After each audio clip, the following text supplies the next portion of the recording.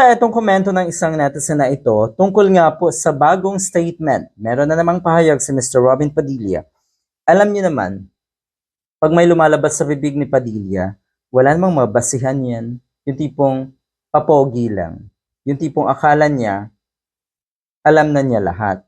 Yung tipong akala niya, dahil siya ang number 1 senator, ay madadala at mapapaniwala niya ang mga kababayan natin. Hindi mo pa nga sigurado or alam kung bakit ka naging numero 1 di ba? Hindi nga alam kung saan nanggaling yung mga boto mo Sabi na itong isang netizen, maski kailan, buweset itong Honorable Robin, dinadaan na ngayon sa hula-hula na parang si Madam Auring. Sana naman magpakatotoo at may pakinabang naman dito sa manghuhulang mambabatas.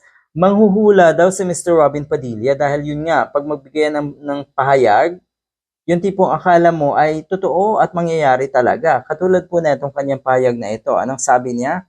Magkakaroon na po ng bagong sigla ang ating ekonomiya tungo sa pag-unlad ng buhay ng mga Pilipino. Positibo talaga, oo. Pero ano ba? Ano ba ang totoong kalagayan ngayon ng ekonomiya natin?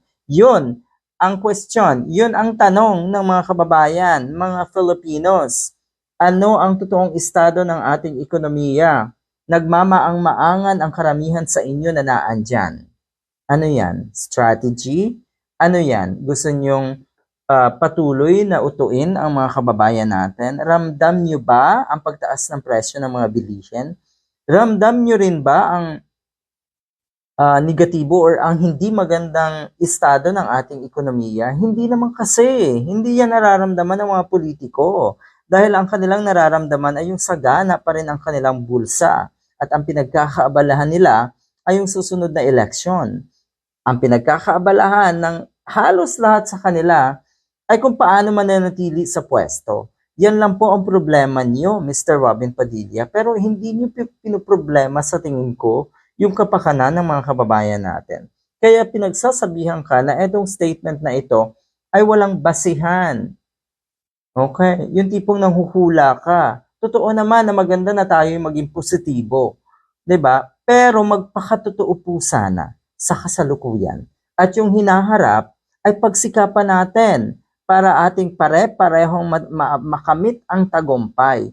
Hindi yung ganito na wala nga kayong ginagawa pero napaka-positibo ng kuno ay mangyayari in the future para sa inyo. Wala nga kayong ginagawa ngayon. Anong mangyayari sa hinaharap?